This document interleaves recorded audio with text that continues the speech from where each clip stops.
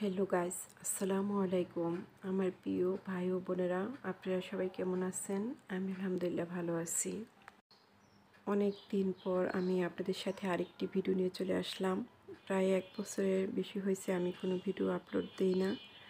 আর 2024 সালে আমার জীবন থেকে আমি কি হারিয়েছি সেই কিছু কষ্টের কথা আমি আপনাদের সাথে শেয়ার করব। প্রথমে আমি আমার প্রিয় মানুষটির কথা শেয়ার করব। আমার আব্বার কথা বলবো আমি। 2024 সালের নভেম্বরের 22 তারিখে আমার আব্বা আমাদের ছেড়ে দুনিয়া থেকে চলে গেছে। আর আমার আব্বা যে আমাদের এভাবে ছেড়ে চলে যাবে আমরা কখনো ভাবি নাই। হঠাৎ করে কিভাবে যে কি হয়ে গেল। আপনারা সবাই আমার আব্বার জন্য দোয়া করবেন। আল্লাহ পাক যেন আমার আব্বাকে জান্নাতুল ফেরদৌস দান করেন। সবারই বাবা মা দুনিয়া থেকে একদিন চলে যাবে, আমরাও চলে যাব। আর আমরা সবার জন্য দোয়া করব। যত কবরবাসী আছে আল্লাহ পাক যেন সবাইকে জান্নাতুল ফেরদৌস দান করেন।